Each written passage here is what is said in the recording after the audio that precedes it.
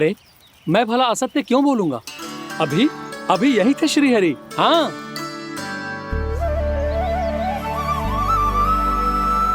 हाँ, जैसे श्री हरि को तो कोई कार्य है ही ना। वो तो आतुर होके बैठे रहते हैं, कब तुम हरि हरि बुलाओ और वो दौड़े चले आए। भगवान तो भक्तों के पास आने के लिए सदैव आतुर रहते हैं। बल्कि सत्य तो यह है कि भक्तों के मन में ही निवास करते हैं भगवान। भगवान तो भक्त के पास आने के लिए सदैव ही आतुर रहते हैं शंकरी मौसी। बल्कि सच्ची बात तो ये है कि भगवान हमारे मन में ही निवास करते हैं। कम से कम तू तो इसे बढ़ावा मत दे जशोदा। जब देखो जब हरि नाम की रट लगाए रहते है। हरि बोलते बोलते ऐसो बावलो होता है कि सारा कार्य भूल जाता है। 2 दिन से अपनी मटकी के लिए चक्कर काट रही हूँ। अभी तो एक चक्कर और लगाना होगा आपको। आपकी मटकी तैयार हो गई है, अभी लाता हूँ।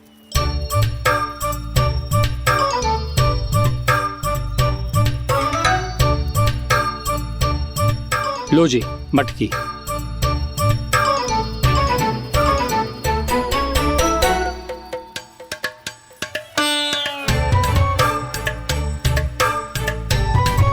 इस कच्चे मटके का क्या करूं मैं?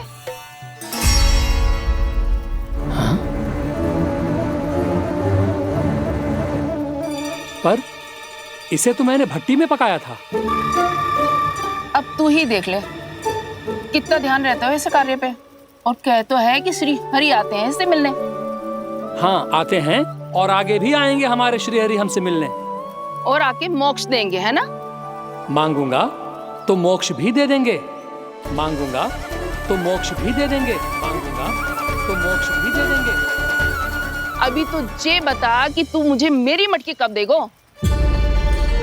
और मेरी मांग कब पूरी करोगे भोला राम जी?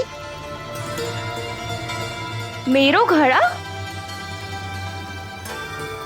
मेरे दिए तो तैयार है ना, कल एकादशी की पूजा और व्रत के लिए। एकादशी का व्रत? हाँ, एकादशी का व्रत। इसे करने से श्री हरि बहुत प्रसन्न होते हैं। अच्छा, फिर तो अभी लाया।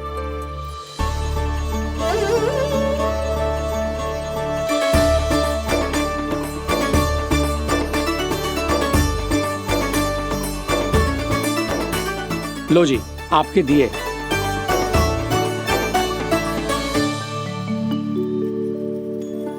और जो हमने मांगा है वो?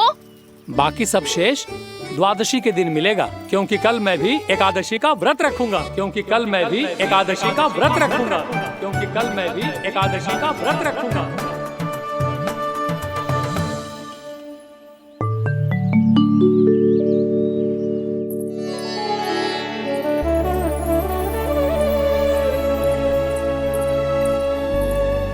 जानकी, फूलों का प्रबंध हुआ कि ना?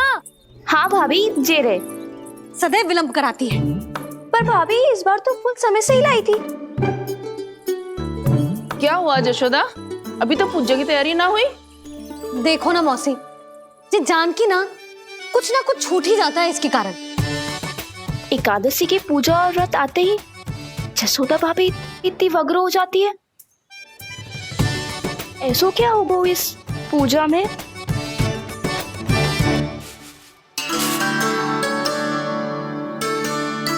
ये थाली में रोली चंदन रखने से, दिया जलाने से के होगो?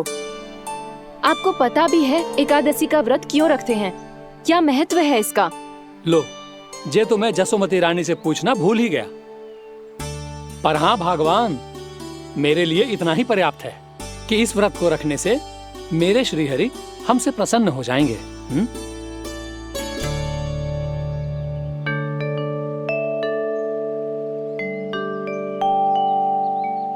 नारायण ही जाने ऐसे कैसे पूजा करते हैं जे श्री हरि की एक मूर्ति तक ना है इनके पास।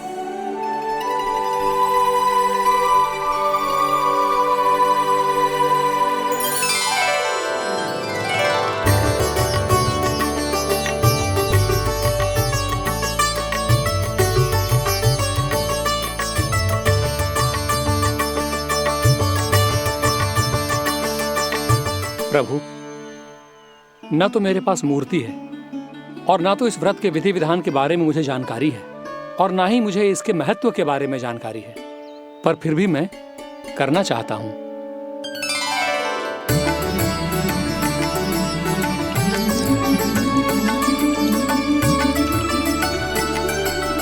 इसीलिए मैं दृढ़ संकल्प लेता हूं, पूरी निष्ठा के साथ, श्रद्धा के साथ और पूरी आस्था के साथ मैं इस व्रत को संपन्न करूंगा।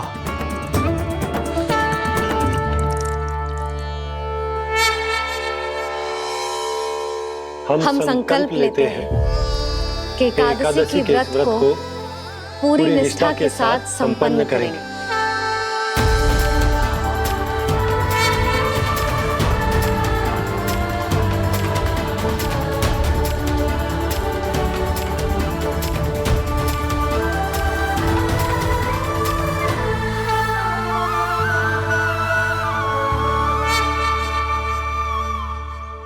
तुलसी जी के पत्ते तो हैं ही ना। श्री नारायण को तुलसी जी के पत्ते के बिना भोग ना चढ़तो है। जानकी, तुलसी के पत्ते कहाँ हैं? भाभी, मैं तो कब से यही पूछना चाह रही थी कि तुलसी के पत्ते लाऊं क्या, पर आप तो व्यस्त थी ना। तुझे कितनी बार समझाओ है ना, यदि तेरे कछु करने से किसी और की कोई हानि ना हो रही हो या किसी के अच्छे कार्य में सहायता हो रही हो तो मुझसे आज्ञा लेने की आवश्यकता ना है। समझ गई भाभी, आगे से जाना उनको। ले अभी लेकर आती हूँ।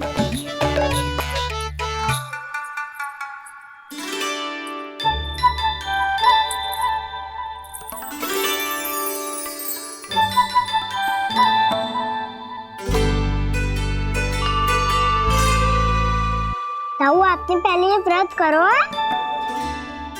आपको इसका महत्व पता है? भाभी चल। जानकी, तुमने ये व्रत करो है? फिर तुमको इसका महत्व पता है? सुमति जी, आपको पता है इसका महत्व? कान्हा, क्यों तंग कर रहे हो सबको? मैया, सबने करो ये व्रत, मुझे भी करना है।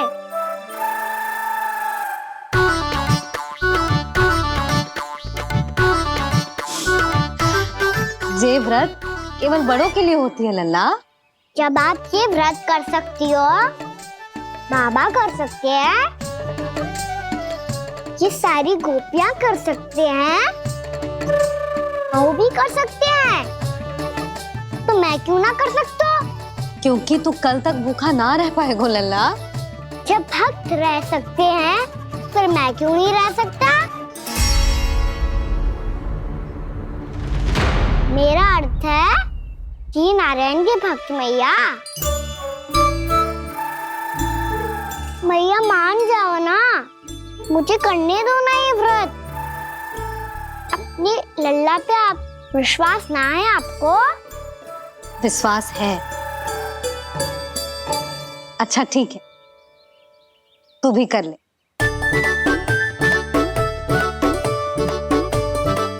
पर मैया, व्रत की कथा तो सुनाओ, मैं तो अबध हूँ ना। मुझे कैसा पता चलेगा कि ये व्रत करते क्यों है?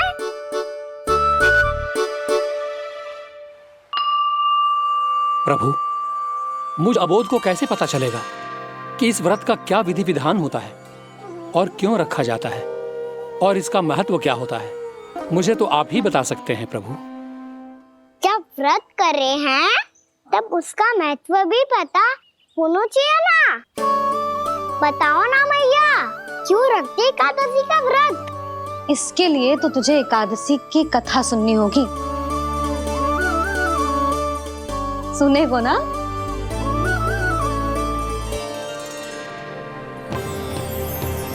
वसुदेव सुतं देवं कंस चाणूरमर्दनम् श्रीहरि, यशोदा परमानंदम्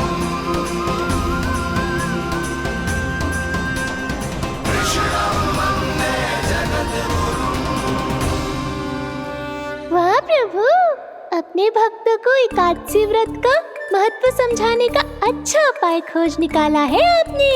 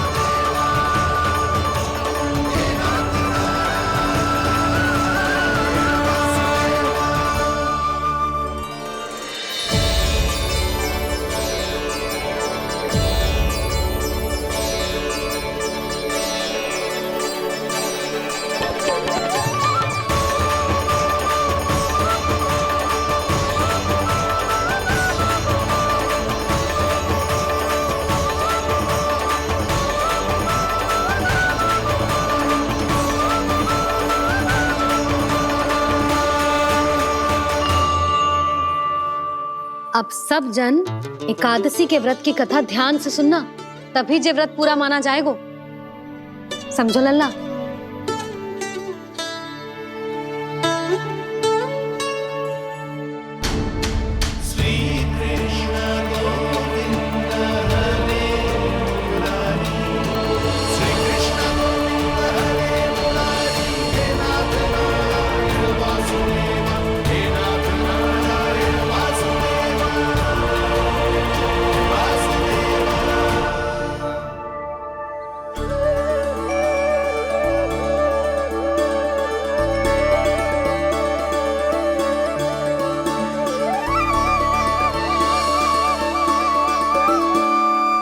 सतयुग में चंद्रावती नाम के नगर में मूरा नाम का एक असुर राज्य करता था।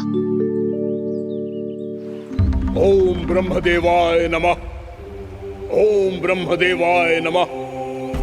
ओम ब्रह्मदेवाय नमः। ओम ब्रह्मदेवाय नमः।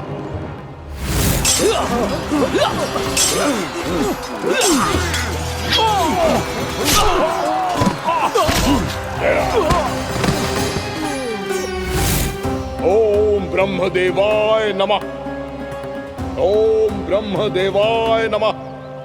जब उसने देवताओं के हाथों असुरों की पराजय देखी, तब वो वरदान पाने के उद्देश्य से ब्रह्मा जी की तपस्या करने चला गया।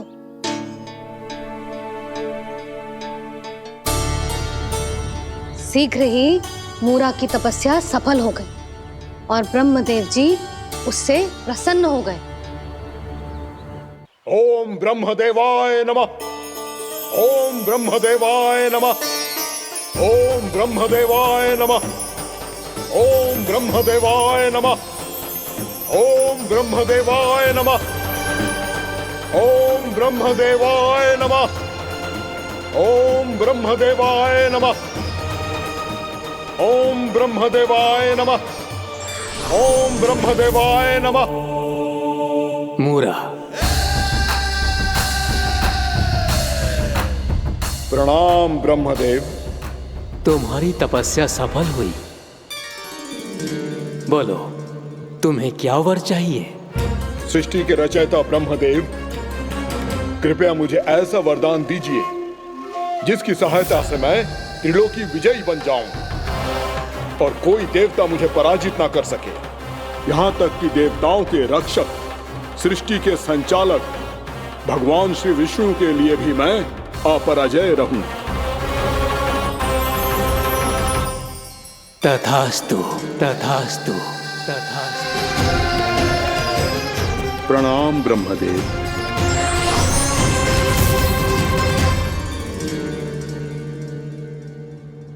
ऐसा वरदान पाकर मूरा बहुत अभिमानी होगा। यक्षों, किन्नरों, यहाँ तक कि देवताओं को भी युद्ध के लिए ललकारने लगो, पर किसी ने भी उसकी ललकार को स्वीकार ना करो, क्योंकि सभी उसकी शक्ति से बहुत भयभीत थे और उसके सामने युद्ध किए बिना ही अपनी पराजय स्वीकार करने लगे और फिर दंभ में आके उसने स्वर्ग लोक पर भी आक्रमण कर दिया और देवराज इंद्र तक को चुनौती दे डाली।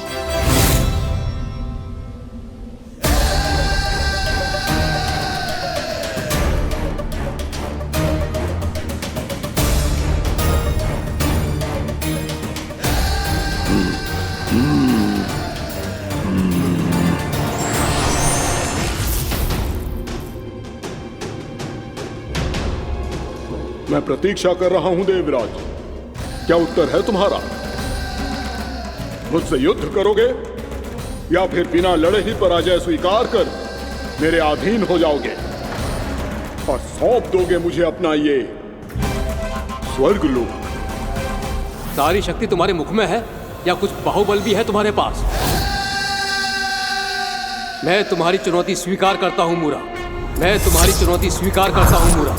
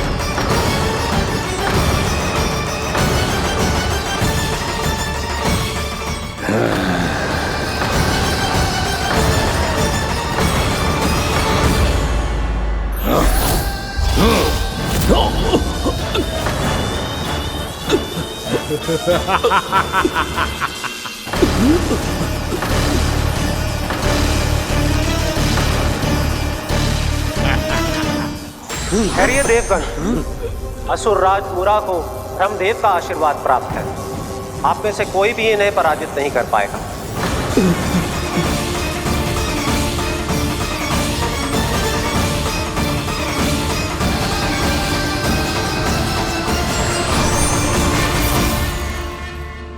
एक अवसर और देता हूं देवराज, युद्ध या अधीनता,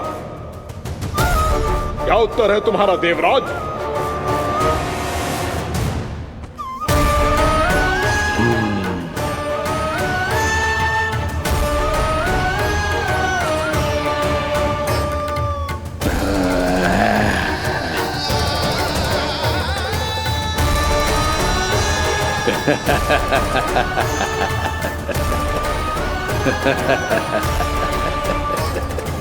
इंद्र और सभी देवताओं ने मूरा के आतंक में आके उससे भयभीत होके अपना सिंहासन छोड़ दियो। अब मूरा स्वर्ग का अधिपति बन गयो और शीघ्र ही उसने अन्य सभी असुरों को स्वर्ग में निवास करने के लिए आमंत्रित कर दियो। और इस प्रकार से वो धीरे धीरे तीनों लोकों का सम्राट बन गयो। उसे किसी ने रोका नहीं मैया। ना लल्ला, इतना साहस किसी में था ही ना। और फिर जे निश्चित करने के लिए कि भविष्य में किसी और असुर की मृत्यु ना हो, वो यमराज पे भी विजय प्राप्त करने के लिए यमलोक की ओर प्रस्थान कर दियो। वो तो अपने आप को और सभी असुरों को अमर बनाना चाहता था। पर देवता और यमराज भी उसकी जो योजना समझ गए थे, इसीलिए उसके आने से पहले ही सारे देवताओं ने श्री नारायण से सहायता के लिए गुहार लगाई। अब केवल आप ही कुछ कर सकते हैं प्रभु। अभी तो मूरा केवल त्रिलोक का स्वामी है, और यदि उसने यमलोक भी जीत लिया तो वो जीवन को ही नियंत्रित नहीं करेगा प्रभु, वो मृत्यु का भी स्वामी हो जाएगा। ऐसे में पहले सृष्टि का संतुलन तो नष्ट होगा प्रभु, और फिर स्वयं सृष्टि ही नष्ट हो जाएगी। ऐसा नहीं होगा यमदेव, नियति ऐसा होने ही नहीं देगी। विधि रचेगी खेल और मैं बनूंगा माध्यम। असुर राज मुरा का सामना मैं करूंगा। बस आप मुझे चुनौती देने के लिए उसे तैयार कर लीजिए, चाहे उसके लिए आपको साम दाम दंड भेद कोई भी उपाय क्यों ना अपनाना पड़े।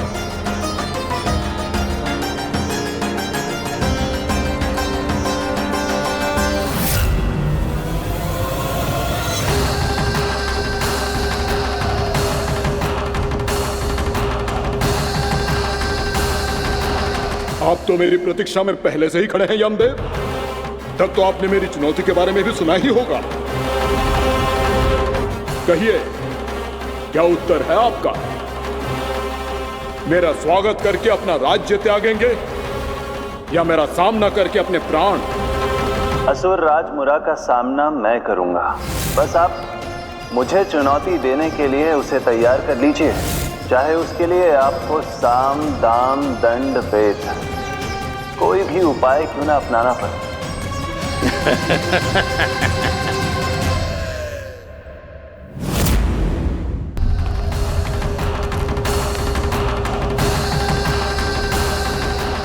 आप तो मेरी प्रतीक्षा में पहले से ही खड़े हैं यमदेव। तब तो आपने मेरी चुनौती के बारे में भी सुना ही होगा। कहिए, क्या उत्तर है आपका? मेरा स्वागत करके अपना राज्य त्यागेंगे या मेरा सामना करके अपने प्राण? हे असुर श्रेष्ठ, मैं आपकी अधीनता स्वीकार करने के लिए तैयार हूं। बस एक विनती है मेरी। शर्त को विनती का नाम देकर पहलाना चाहते हो मुझे यमराज? असुर राज मूरा के सामने शर्त रख पाओ, इतना सामर्थ्य नहीं है तुम में। इसका आभास है मुझे असुरराज, पर मैं आपकी अधीनता स्वीकार करूं इससे पहले आपको स्वामी धर्म का पालन करना होगा।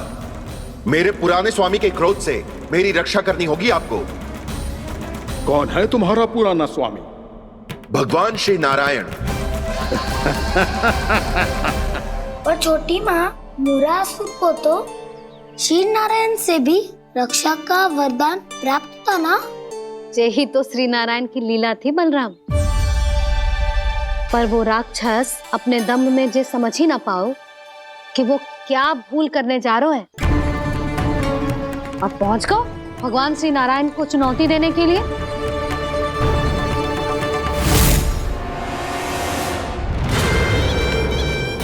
वही ठहर जाओ असुर राज मुरा।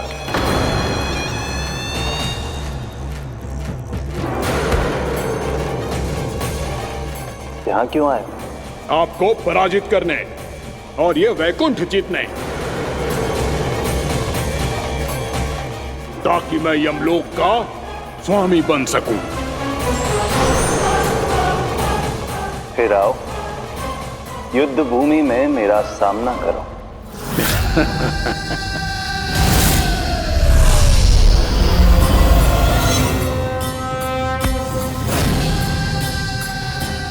ये नहीं जानते कि इनसे ना हारने का वरदान तो मैं पहले ही प्राप्त कर चुका हूं। इसलिए युद्ध ठीक से आरंभ हो पाए उससे पहले ही इन्हें जीत लूंगा मैं।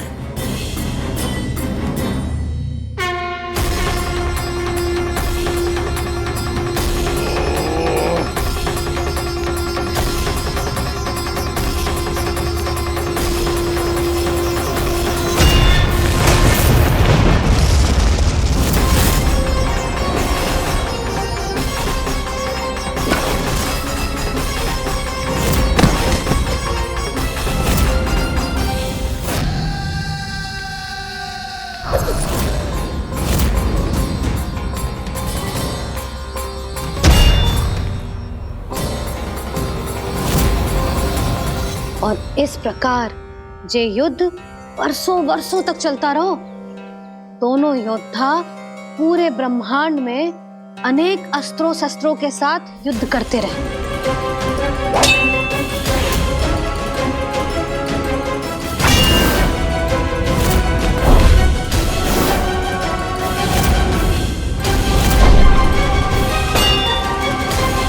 फिर क्या हुआ मैया?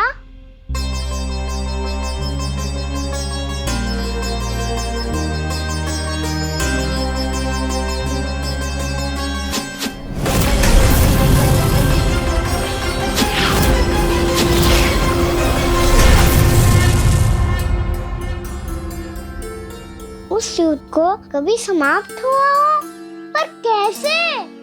शीघ्र ही वो राक्षस थक गौ लल्ला।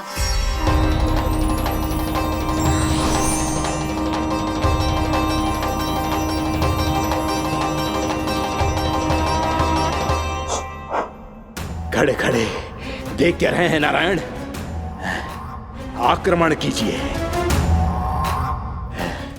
वध कर दीजिए मेरा।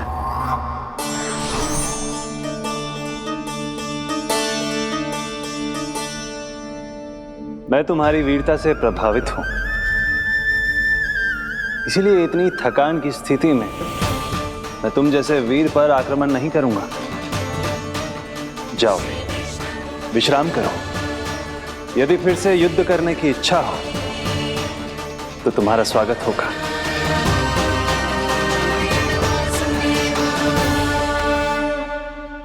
जे कह के श्री नारायण बद्रिका आश्रम चले गए और वहां हिमवत नाम की एक कंदरा में ध्यान लगा के बैठ गए। उधर वो राक्षस विश्राम करने लगो। अनेकों दिन बीत गए और अब वो राक्षस मूरा फिर से स्वस्थ होके बलवान हो गया था।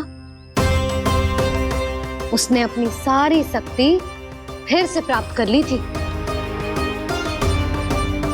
श्री नारायण ने उस पर दया करी थी, पर वो फिर से श्री नारायण को छलने को तैयार होगा।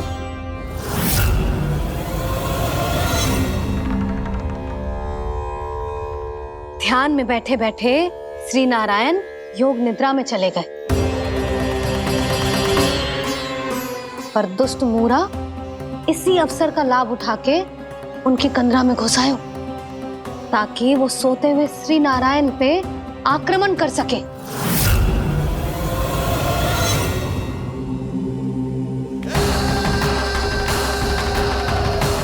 आज इस लंबे युद्ध को जीतकर अपने इस अंतिम शत्रु का भी अंत कर दूंगा मैं।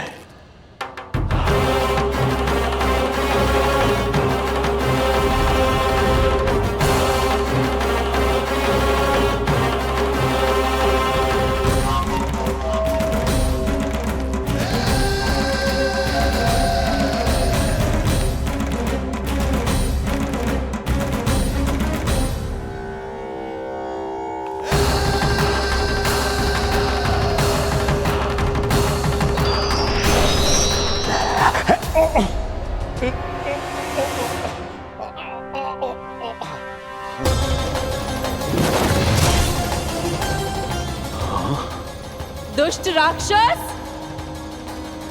प्रभु ने तुझ पर दया की, तुझे संभलने का अवसर दिया।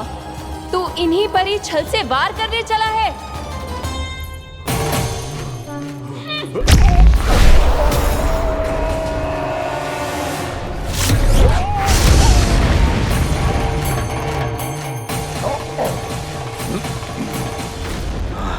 मैं अजय हूँ, मुझे कोई पराजित नहीं कर सकता। ब्रह्मा का वरदान है मुझे।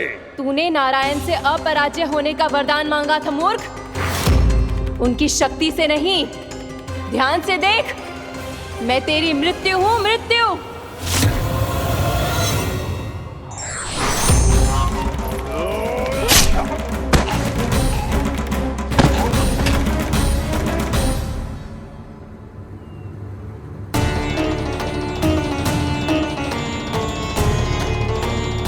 वो देवी कौन थी छोटी माँ?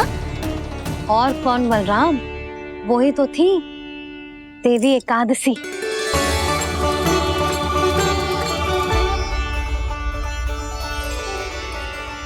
मुझे क्षमा कीजिए प्रभु, आपकी आज्ञा के बिना ही युद्ध करके आपके शत्रु को मृत्यु के घाट उतार दिया। क्षमा नहीं, आपकी तो प्रशंसा होनी चाहिए देवी।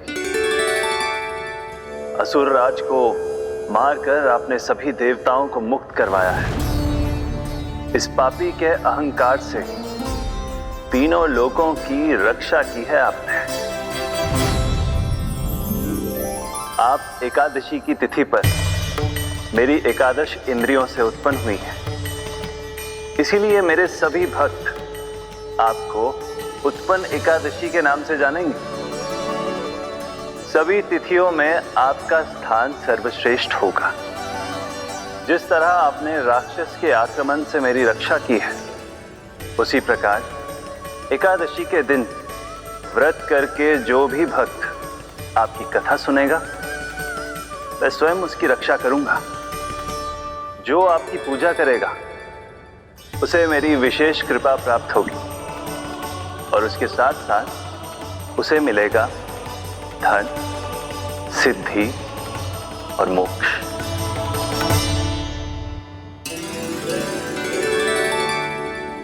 इसीलिए आज के दिन व्रत रखने का बहुत अधिक महत्व होता है। बोलो एकादशी मैया की जय। बोलो श्री नारायण भगवान की जय।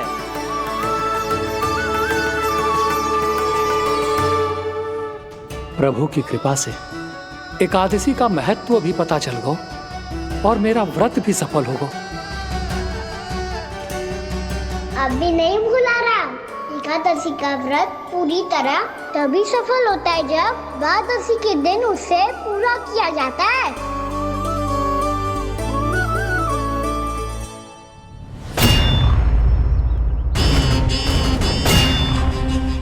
आवश्यक है आपको यह आभास होना कि उस विष्णु अवतार को पराजित करने के लिए आपके साधारण योद्धाओं में वो सामर्थ्य नहीं है।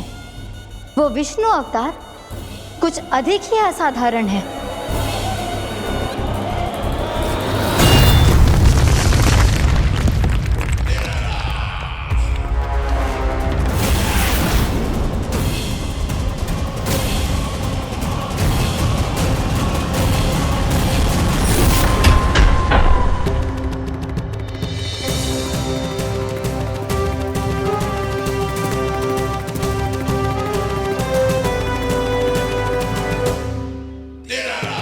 अब मैं दिखाऊंगा उस विष्णु अवतार को असाधारण शत्रु क्या होता है।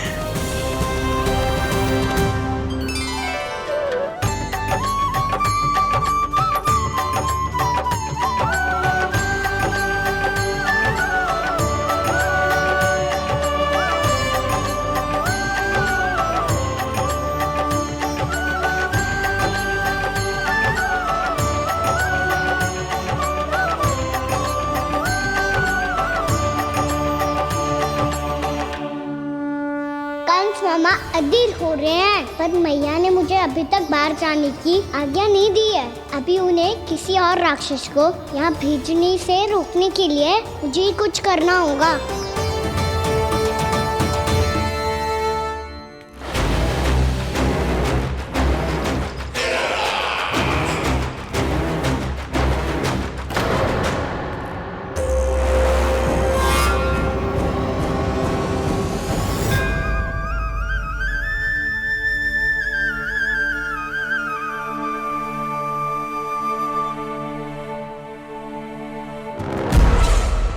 कौन हो तुम? बचपन से ही मुझे मारने का सपना देख रहे हैं, सिर्फ मुझे ही नहीं पहचानते।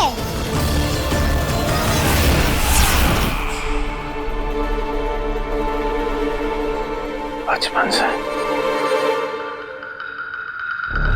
विष्णु अवतार। कोई गाना बुलाता है तो कोई मुरलीधर पुकारता है,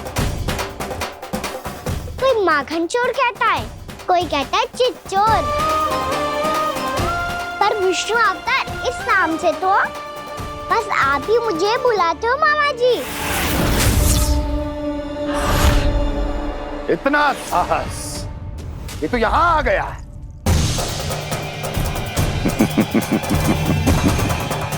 यहाँ आ तो गया तू विष्णु अवतार, किंतु यहाँ से जीवित नहीं जाएगा।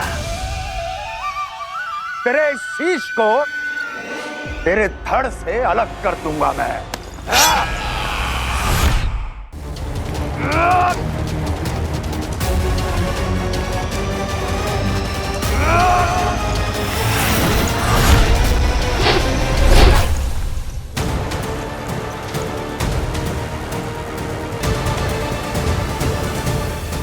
कहाँ देख रहे हो मामा जी? मैं तैयार हूँ।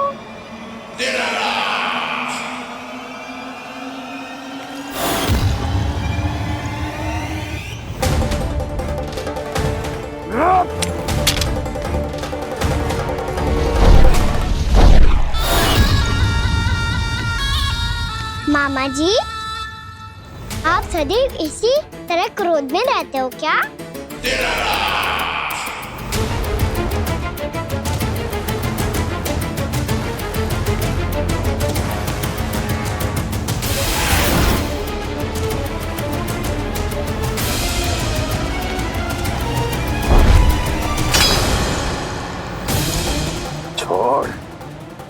छोड़ मेरी तलवार को। छोड़ो तो तब जब पकड़ा हूँ।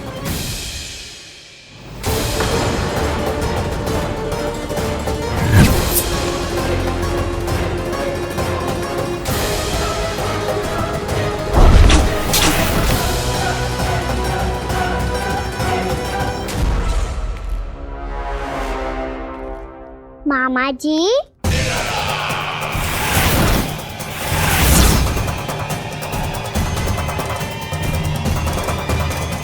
आप थक गए होंगे, थोड़ा विश्राम कर लो। आपका तो पता नहीं, मैं अवश्य थक गया हूँ।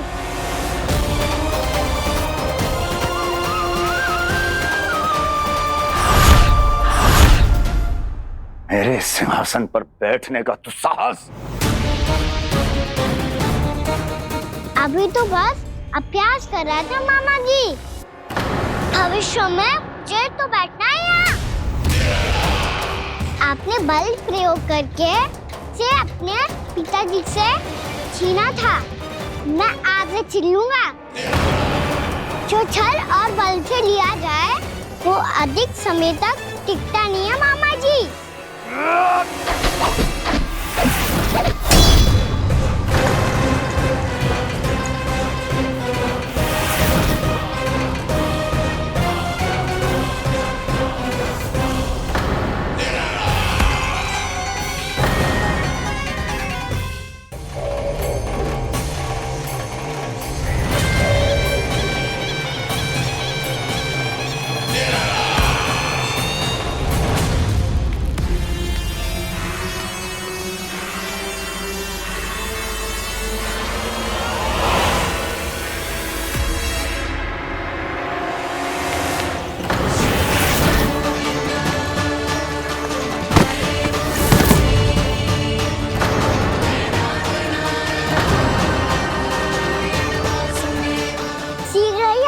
सिंहासन छोड़ना होगा।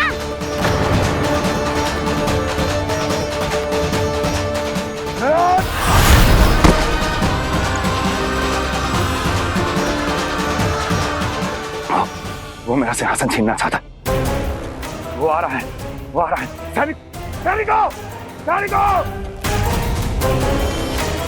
दुर्जन, बंद कर दो सभी द्वार और घरों के, सब के सब।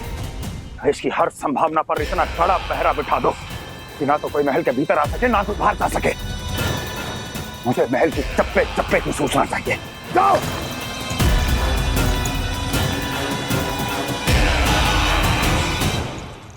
सिंहासन।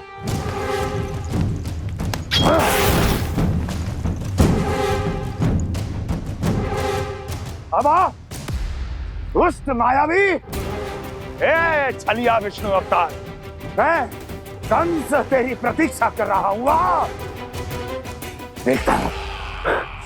देखता हूँ मेरे सिंहासन पर कैसे बैठता है तू।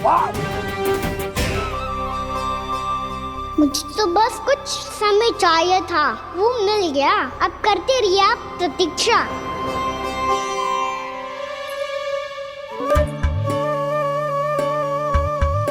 जी अपने आप से बातें क्यों कर रहे हो जी?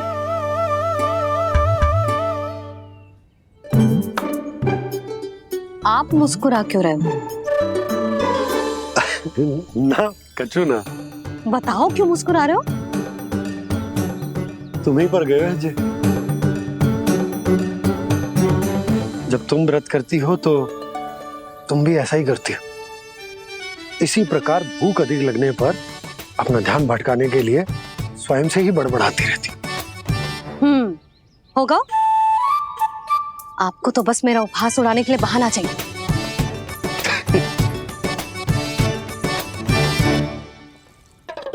नन्ना, भूख लगी है? ना मैया, व्रत करे तो भूख कैसे लगेगी?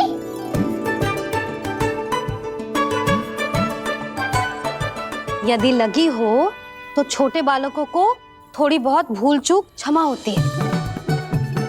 कछु ना तो फल तो तू खा ही सकते है। अब तो पूरे नियम और विधि विधान से व्रत तोड़ूंगा। कल द्वादशी के सुबह मुहूर्त के अनुसार। ठीक।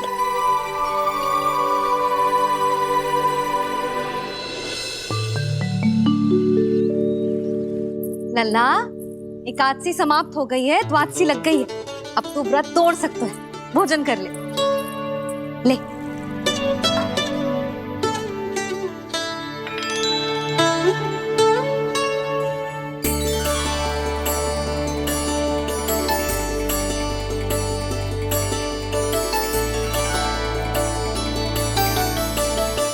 आज तो कार्य कर लीजिएगा।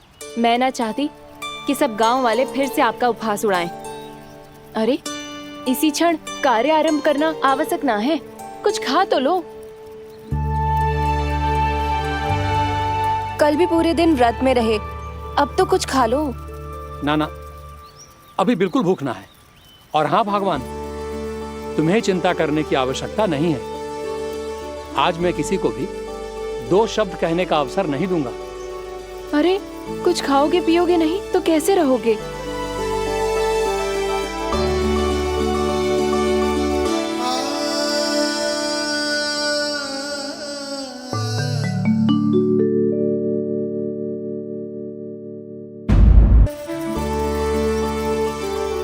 अरे इसी क्षण कार्य आरंभ करना आवश्यक ना है, कुछ खा तो लो।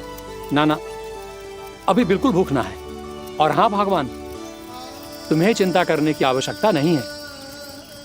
आज मैं किसी को भी 2 शब्द कहने का अवसर नहीं दूंगा।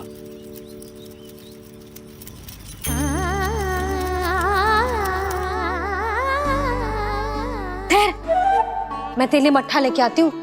व्रत के बाद पीने से पेट ठंडा रहता है। रुक।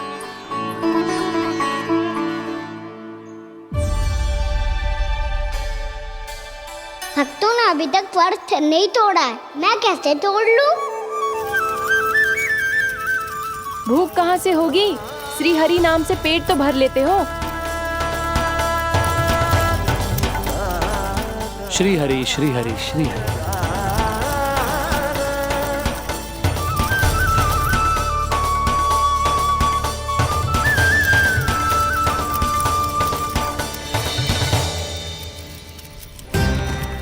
हरि हरि प्रभु हरि, हरि हरि प्रभु हरि, हरि हरि प्रभु हरि, हरि हरि प्रभु हरि।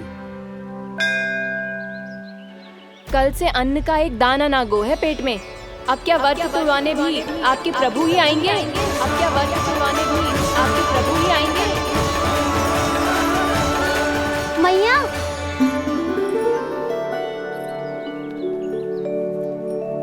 मैया पहले व्रत तोड़ के कच्चू खा तो लो। अभी ना, लौट के आने के बाद। हाँ,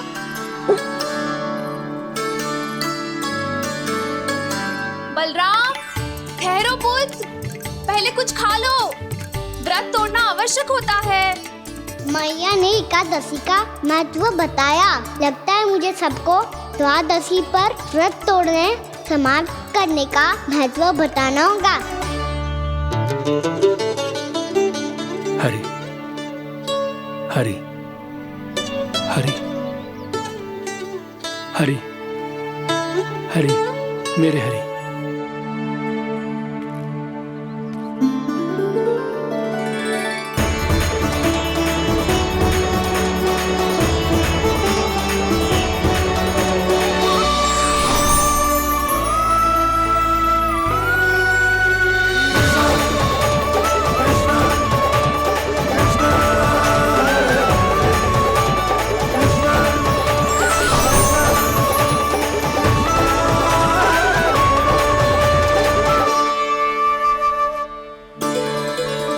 अभी अभी तो मैंने बच्चों की माँ को वचन दिया था कि आज किसी को शिकायत करने का अवसर ना दूंगा, और अब मैं प्रभु श्री हरि की कल्पना जसोमती रानी के लल्ला में ही करने लगा।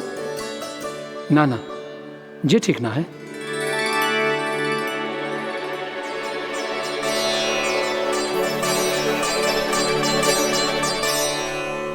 ठीक ही तो है, बिल्कुल सही पहचाना है आपने।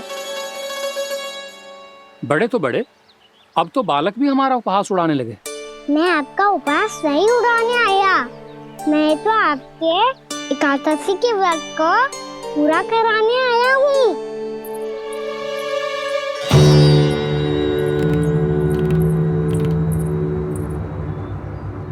कान्हा,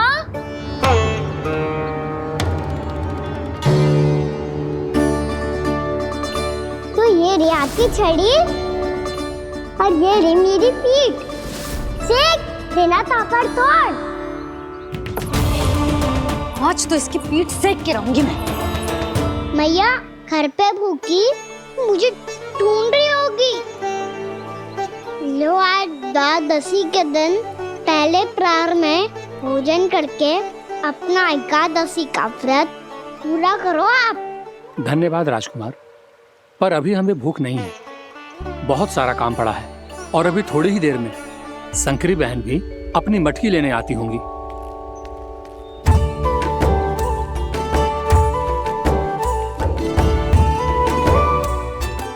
पर मैं आपका व्रत पूरा कराए बिना नहीं जा सकता। भला क्यों? भक्त भूखा रहे और भगवान खा ले, ऐसा हो सकता है भला?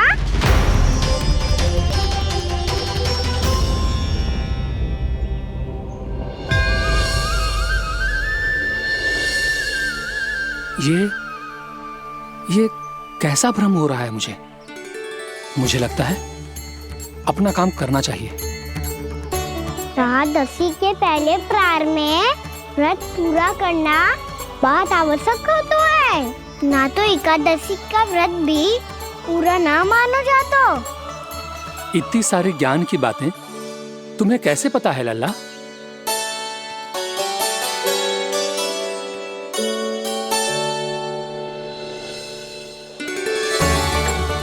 जैसे एकादशी की कथा होती है, वैसे द्वादशी की महिमा भी एक बहुत महत्वपूर्ण कथा है।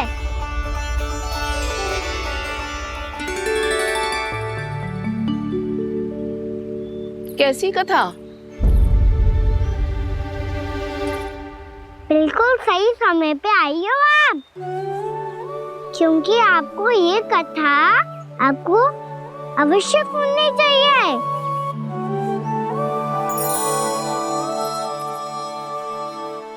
मुझे क्यों? पहले सुन तो लियो, फिर स्वयं ही पता चल जाएगा। बहुत समय पहले एक राजा हुआ करते थे, राजा अम्बरीश।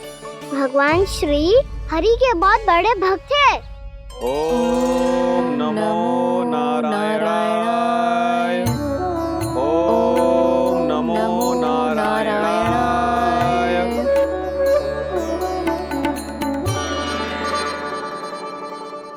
नेक पुण्य के काम करते थे वो। अपनी पत्नी के साथ हरि का नाम जपते रहते थे।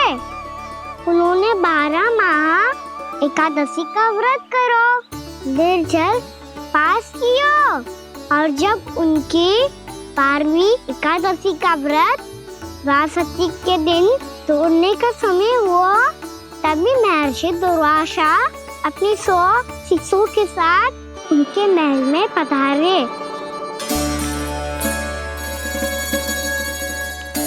प्रणाम स्वीकार करें महर्षि। आप जैसे महान ऋषि मेरे राज्यसभा में आए, वो भी ऐसे अवसर पर जब मैं और मेरी पत्नी निरंतर 12 एकादशियों के बाद अंतिम एकादशी का व्रत तोड़ेंगे।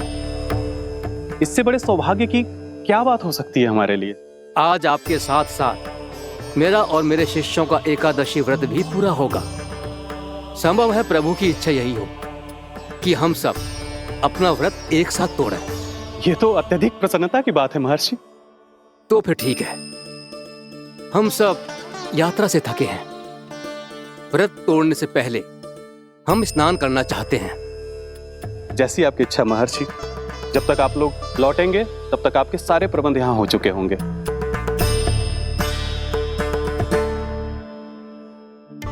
महर्षि दुर्वासा स्नान करने गए थे, पर उन्हें लौटने में विलंब हो रहा था, और इधर द्वादशी पर व्रत पूरा करने का मुहूर्त बीता जा रहा था। महाराज अम्बरीश बड़ी विरक्ता के साथ महर्षि दुर्वासा के लौटने की प्रतीक्षा कर रहे थे। महाराज, व्रत तोड़ने का मुहूर्त बीता जा रहा है, बस कुछ ही समय बचा है। महर्षि और उनके शिष्यों को लौटने में न जाने कितना समय लग जाएगा। मेरा सुझाव है कि आप मुहूर्त समाप्त होने से पहले व्रत अवश्य तोड़ लें। गुरुदेव, हमने महर्षि दुर्वासा को वचन दिया है कि जब तक वो लौटेंगे नहीं तब तक हम व्रत नहीं तोड़ेंगे। इसीलिए मैं उनका लौटने के बाद ही भोजन ग्रहण करूंगा। पर महाराज, मुहूर्त यदि बीत गया और समय रहते हो नहीं आए तो महाराज आपका व्रत पूरा नहीं होगा। महाराज आपको उसका फल नहीं मिलेगा। महाराज 12 एकादशियों का व्रत व्यर्थ चला जाएगा। किंतु गुरुदेव, यदि मैंने भोजन कर लिया तो ये तो अतिथियों का अपमान होगा। आप उचित कह रहे हैं महाराज। भोजन के लिए उनकी प्रतीक्षा अवश्य कीजिए महाराज। पर मुहूर्त रहते हुए एक तुलसी का पत्ता और जल ग्रहण कर लीजिए। इससे आपका व्रत भी पूरा हो जाएगा और अतिथि का मान भी रह जाएगा। आपका सुझाव अच्छा है गुरुदेव।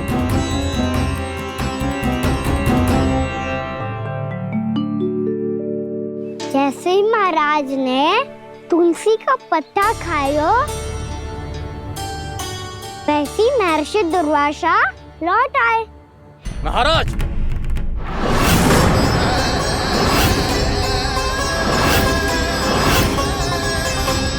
महाराज को उपास तोड़ते देखते बहुत क्रोधित हो गए।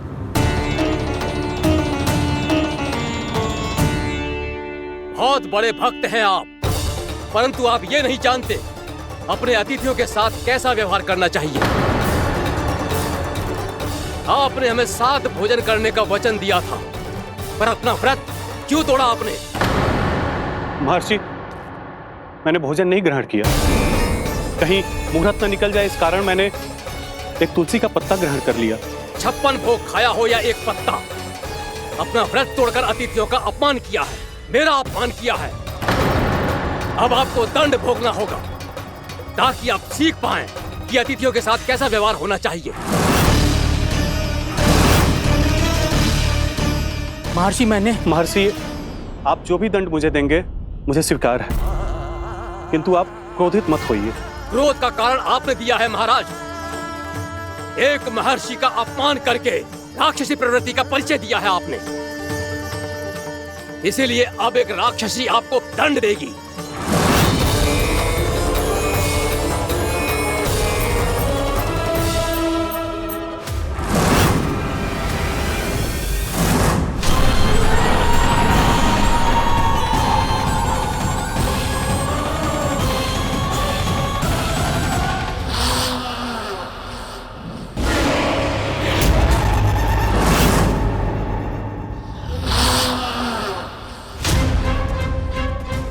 हे प्रभु, यदि मैंने सच में महर्षि का अपमान करने की भूल की हो तो मैं उसका परिणाम भोगने के लिए प्रस्तुत हूं। ओम नमो नारायणाय, ओम नमो नारायणाय नमः। महर्षि दुर्वासा को यह आभास ही नहीं था कि महाराज अम्बरीश ने उनका अपमान नहीं किया था। फिर भी उसे अपमान मान के वो श्री नारायण के भक्त पे संदेह कर रहे थे। मैंने भी तो भोला राम की भक्ति पे संदेह किया था। हे नारायण, ये क्या पाप हो गया मुझसे? संदेह किसी अपमान से कम ना हो तो, और भगवान सब सह सकते हैं, पर उनके प्रिय भक्तों का अपमान सहन ना कर सकते। इसीलिए उन्होंने हस्तक्षेप करने का निर्णय लिया।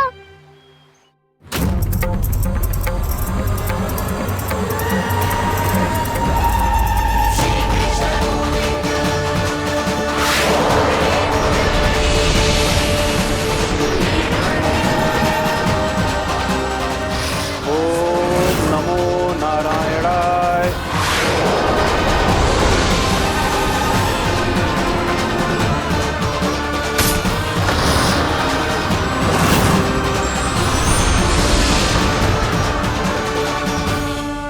और फिर भगवान का वो सुदर्शन चक्र महर्षि दुर्वासा के पीछे पड़ गया। ये चक्र तो मेरी ओर बढ़ रहा है। ओम नमो नारायणाय। ये कैसे संभव हो सकता है? कोई रोको इसे, कोई रोको इसे।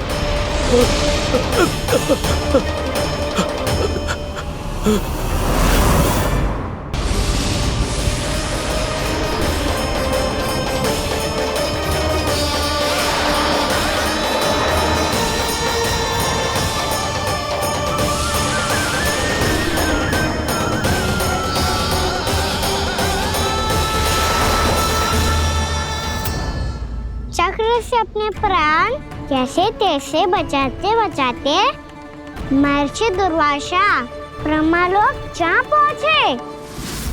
ब्रह्मदेव रक्षा कीजिए, ब्रह्मदेव सहायता कीजिए, मुझे बचाइए ब्रह्मदेव, रक्षा कीजिए। ये सुदर्शन चक्र मेरे प्राणों के पीछे पड़ गया है, मुझे बचाइए ब्रह्मदेव, मुझे बचाइए। महर्षि, मैं चाहकर भी आपकी सहायता नहीं कर सकता। ऐसी स्थिति में यदि कोई कुछ कर सकते हैं तो वो है सुदर्शन चक्र के स्वामी विष्णु, क्योंकि सृष्टि में केवल वही है जो इसे नियंत्रित कर सकते हैं।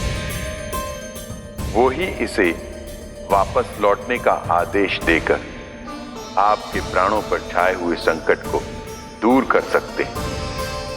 किंतु हां, मैं सुदर्शन चक्र से इतना अवश्य कहूंगा कि जब तक आप विष्णु लोक में पहुंच नहीं जाते, वो आपको किसी भी प्रकार की हानि ना पहुंचाए। आपका बहुत बहुत धन्यवाद, आपकी सदा ही जय हो।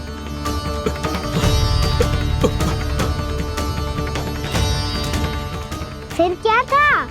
भागते भागते महर्षि दुर्वासा सीधे भगवान श्री हरि के शरण में बैकुंठ पहुंच गए। त्राहिमाम प्रभु, त्राहिमाम, मुझे बचाइए, मेरी सहायता कीजिए प्रभु, मेरी सहायता कीजिए। मैं आपके इस चक्र और ऊर्जा से नहीं भाग सकता प्रभु, कृपया करके अपने सुदर्शन को रोकिए, इसे वापस लीजिए प्रभु। यह असंभव है महर्षि। एक बार सुदर्शन चक्र मेरे हाथों से छूट जाए तो अपना उद्देश्य पूरा किए बिना, मेरे भक्तों की रक्षा किए बिना वापस नहीं लौटता। कोई तो उपाय होगा प्रभु, कृपया करके मेरे प्राण बचाइए प्रभु। मैं सुदर्शन की ऊर्जा से जलकर भस्म नहीं होना चाहता प्रभु। आप जो कहेंगे मैं करूंगा प्रभु, मेरी सहायता कीजिए प्रभु, मेरी सहायता कीजिए। मुझे नहीं लगता कि आप वो कर पाएंगे। मैं अवश्य करूंगा, मैं अपनी प्राण रक्षा के लिए कुछ भी करूंगा प्रभु। आपने मेरे भक्त राजा अम्बरीश को भक्ति का कर्तव्य निभाने के लिए अपमानित और दंडित किया है महर्षि, पर भक्त की रक्षा करना भगवान का कर्तव्य है। इसलिए यदि आप भक्त राजा अम्बरीश के पास जाकर क्षमा याचना करें और यदि वो आपको क्षमा कर दे तो ही ये चक्र आपके प्राण लिए बिना लौट सकता है।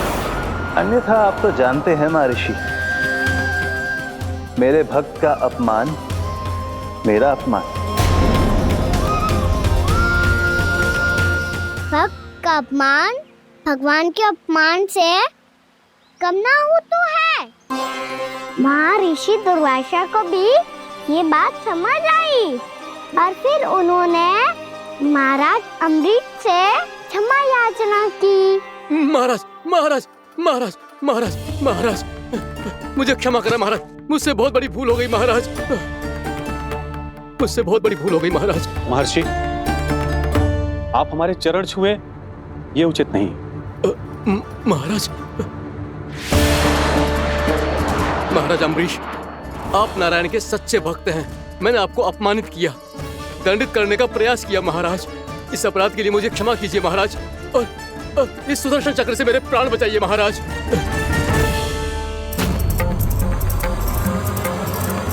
हे महान सुदर्शन, यदि महर्षि के लिए मेरे हृदय में अभी भी वही सम्मान और प्रेम हो जो इनके प्रथम आगमन पे था, तो कृपया आप अपने धाम वापस लौट जाइए।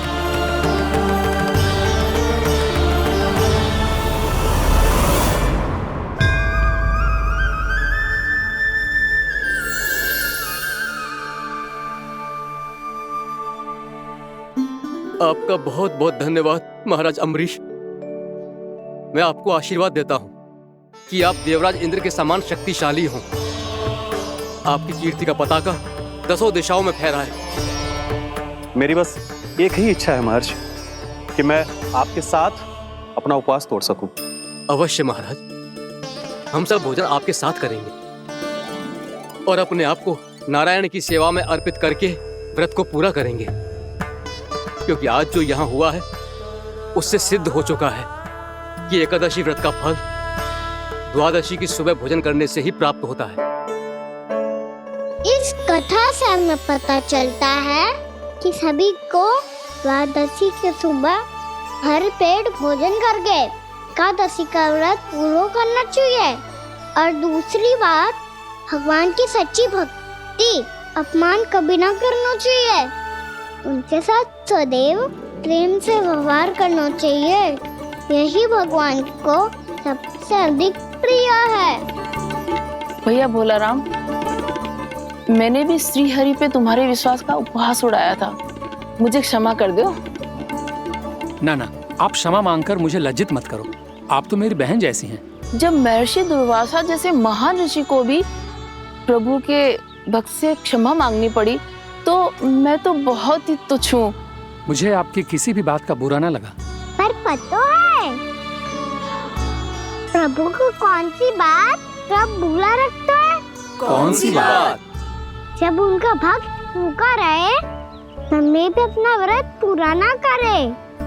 और जैसा कि आप सभी ने अभी कथा से सीखो है, एकादशी के व्रत को द्वादशी की सुबह अवश्य पूरा करना चाहिए। अब आप जाओ, अपना व्रत पूरा करो।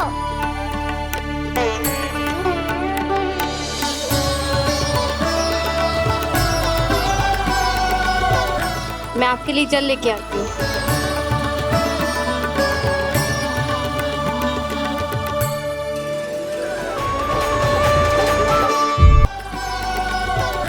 मैं आपके लिए जल लेके आती हूँ।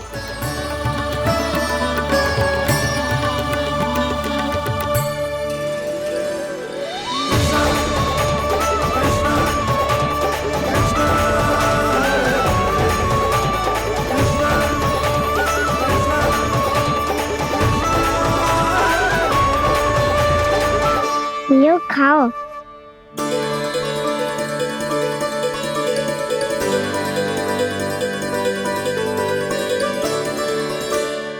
कान्हा,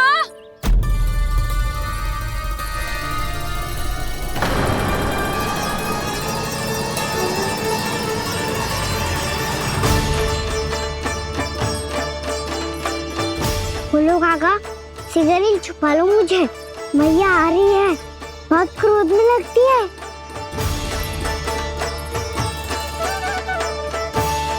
आज तो बहुत दंड मिलेगा।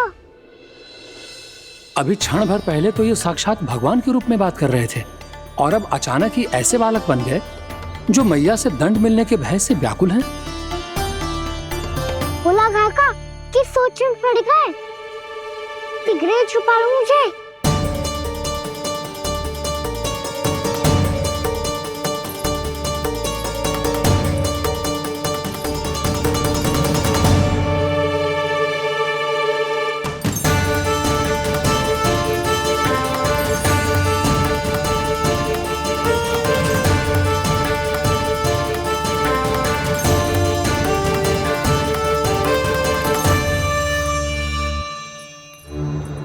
भोलानाथ जी, कान्हा को देखो है क्या?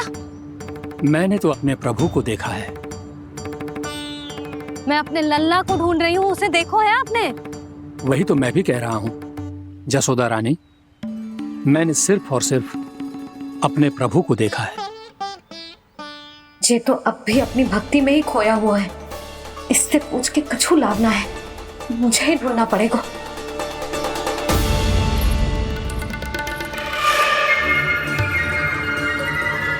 बच गए। शंकरी मौसी, कान्हा को देखो है क्या कहीं?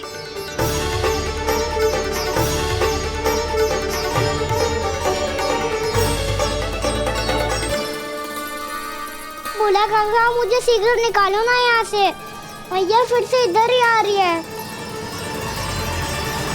सब कहते थे श्री हरि मेरे घर ना आ सकते, देखो आज प्रभु आ गए, उन्होंने अपने हाथ से मेरा व्रत पूरा कराया। हाँ, आते हैं और आगे भी आएंगे हमारे श्री हरि हमसे मिलने, और आके मोक्ष देंगे, है ना?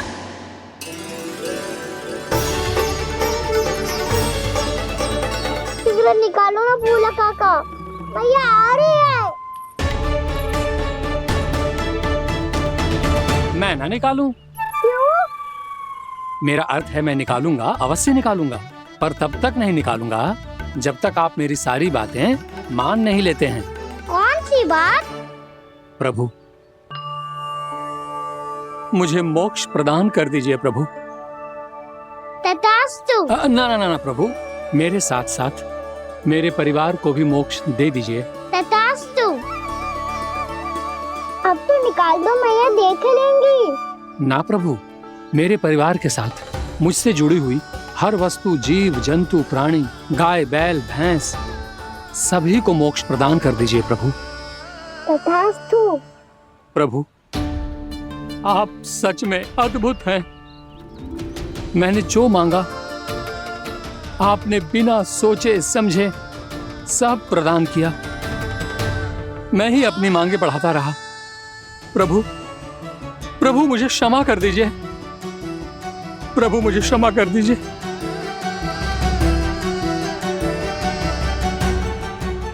आइए प्रभु।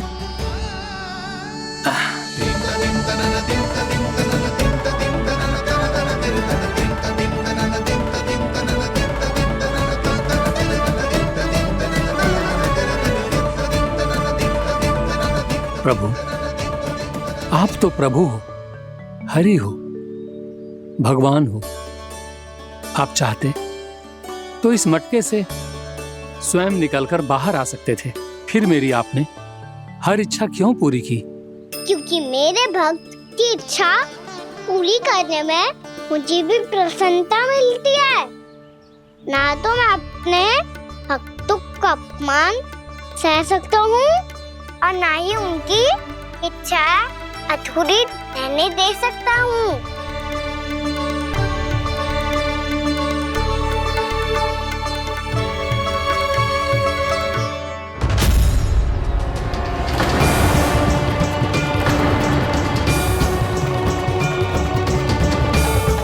क्या कही थी तूने? हाँ, कि तू फिर से छल ना करेगो। फिर मुझे बिना बताए घर से बाहर कैसे निकलो? क्षमा करना मैया, पर जो आपने सिखाया था मैंने तो उसी का ही पालन करो है। फिर से चतुराई कर रहे हो है ना? हाँ? आप ही ने तो कही थी ना, यदि कछु करने से किसी को हानि ना पहुंचती हो या फिर किसी अच्छे कार्य में सहायता हो रही हो तो आज्ञा लेने की आवश्यकता ना होती। यदि तेरे कछु करने से किसी और की कोई हानि ना हो रही हो या किसी के अच्छे कार्य में सहायता हो रही हो तो मुझसे आज्ञा लेने की आवश्यकता ना है। तो किस अच्छे कार्य के लिए आया है यहाँ? एकादशी की सुबह एकादशी का व्रत खोल के पूजन करा जाता है। ये बात ना तो भोला काका को पता थी, ना शंकरी मासी को और ना ही किसी और को। और तुझे पता थी? हाँ, मेरी मैया ने बहुत अच्छे से सिखाया है मुझे। जैसे कल तूने एकादशी कथा सुनाई थी ना, आज वैसे ही तेरे लल्ला ने सबको द्वादशी कथा सुनाई है। सच्ची यशोदा रानी जी, इसने तो हमारी आंखें ही खोल दी। और भाभी, सच तो ये है कि मुझे भी ना पता था कि ये इतना बड़ा ज्ञानी है और इतना अधिक समझदार।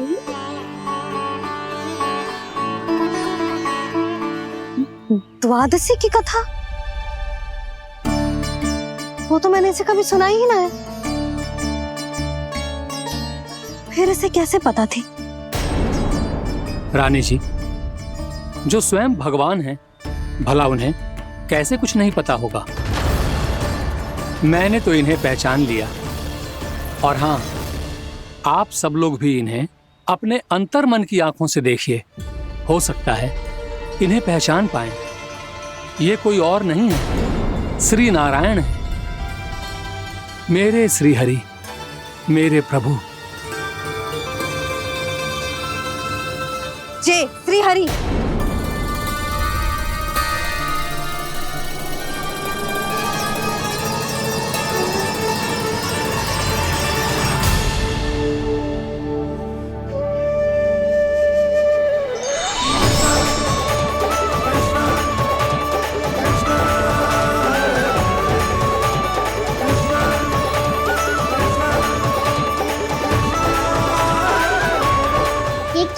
दिया भोला। जिस रास्ते को मैंने इतनी कठिनाई से बचा के रखा था, सबके सामने उसे उजागर कर दिया तुमने।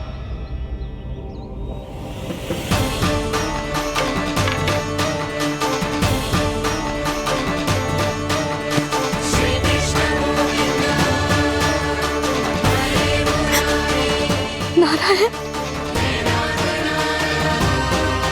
नारायण, श्री नारायण।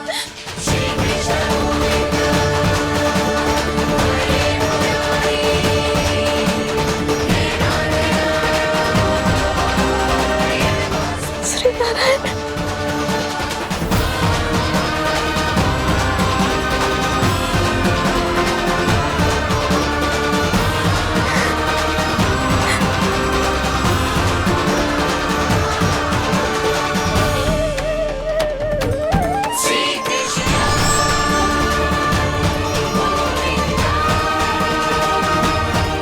श्री नारायण प्रभु।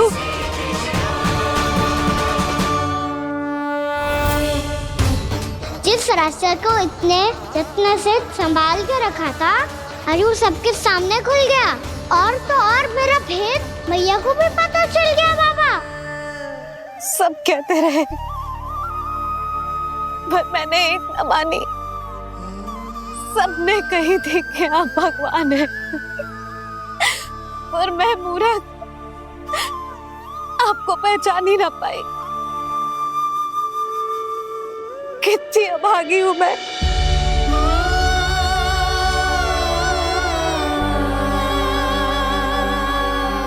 जिस मुंह से मुझे आपकी महिमा गानी चाहिए थी, उसी मुंह से मैंने आपको डांटा है।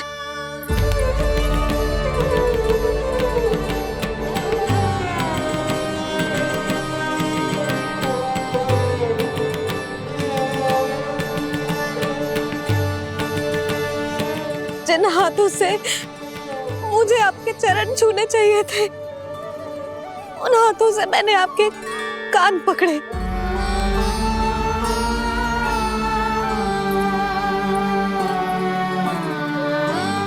मुझे तो आपकी सेवा करनी चाहिए थी प्रभु, और मैंने आपको दंड दियो, आपको घर से बांध दियो।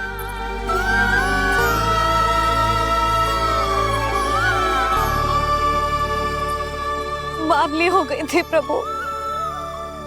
अपने श्री नारायण को, अपने प्रभु को एक साधारण सा बालक समझ लियो मैंने।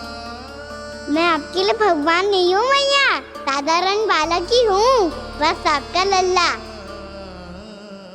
बुद्धि भ्रष्ट हो गई थी, भूल पर भूल करती चली गई। आज भी आपके पीछे पीछे छड़ी लेकर दौड़ी चली आई।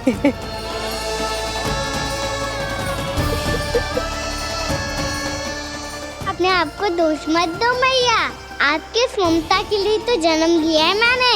हमारा से मन बदलने मत दो। मेरे लिए वही पुरानी मैया बनी रहो आप, और मुझे रहने दो आपका वही नटखट लल्ला। मुझे क्षमा कर दो प्रभु, मुझे क्षमा कर दो। बाबा ये कैसा अंत हो गया आज? मैया तो मुझे भगवान मानने लगी, पर मैं इसे स्वीकार नहीं कर सकता। अभी नहीं बाबा, इतनी शीघ्र नहीं। आप ऐसे खड़े क्यों बाबा? कुछ ऐसा करो ना कि मैया फिर से मेरे मैया बन जाए। उनकी दृष्टि में भक्ति नहीं, ममता चाहिए मुझे। कान्हा, मेरे सामर्थ्य में हो तो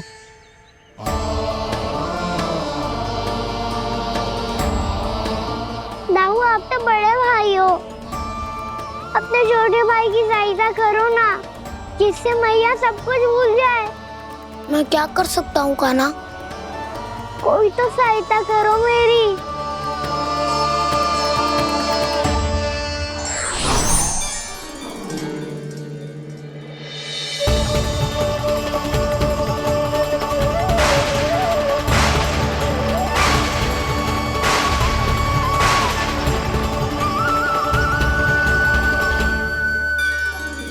अपने आप को संभालिए प्रभु।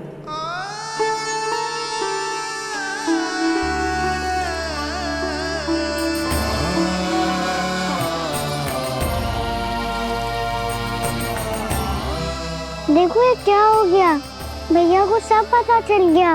अभी तो मुझे मैया की ममता का शौक पूरी तरह मिला ही नहीं था। योग माया,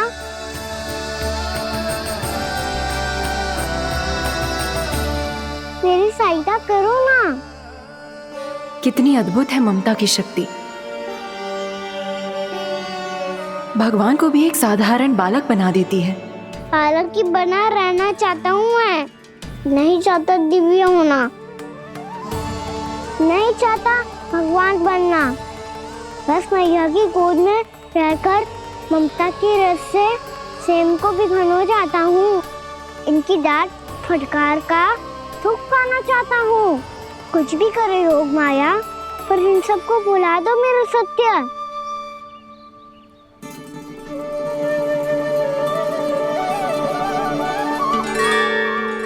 पर इन्हें तो मोक्ष का वरदान मिल गया है प्रभु,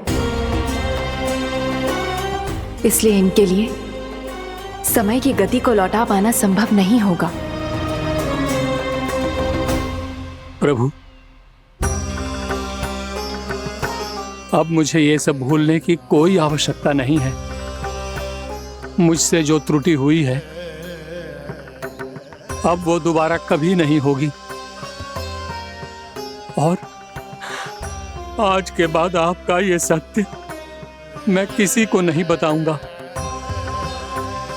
प्रभु, क्योंकि मुझे पता चल गया है कि आपका यशोमती मैया के लल्ला बने रहना कितना आवश्यक है।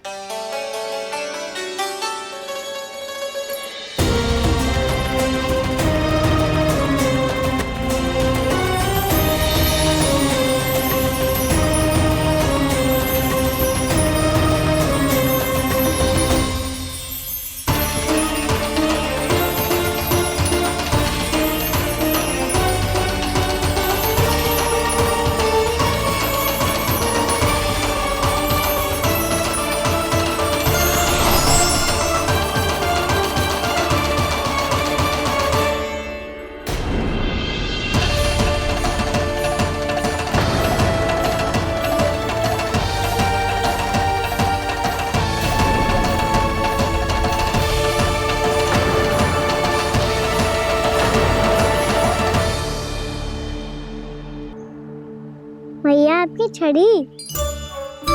पहले चुपके से भाग जातो है, फिर स्वयं ही छड़ी भी पकड़ा रो है? नटखट कहीं का। हंसी आ रही है? अरे किस बात पे इतनी हंसी आ रही है रे? हाँ?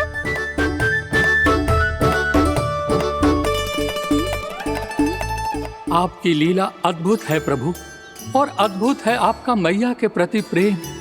हंसी ना है मैया, ये तो प्रसन्नता है, अपने मैया से मिल जाने की प्रसन्नता। अच्छा, ढूंढ मैं तुझे रही हूँ और तू कह रहे हो कि मैं मिल गई तुझे। तू घर चल लल्ला, अच्छे से पिटाई करूंगी तेरी।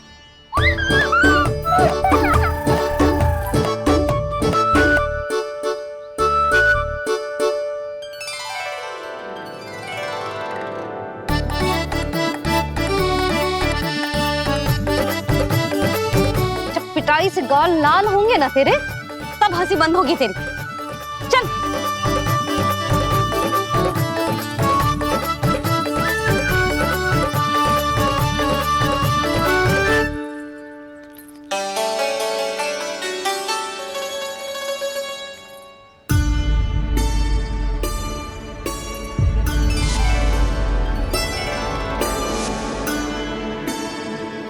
लगता है भैया की और चतन स्मृति वापस आ रही है।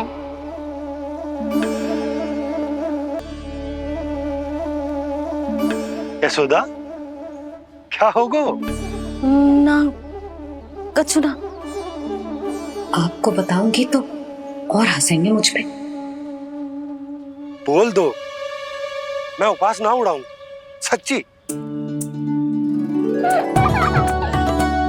देखो देखो इसे कैसे हंस रहे हैं। मेरे हाथ में छड़ी है, मैया क्रोधित है, पर जे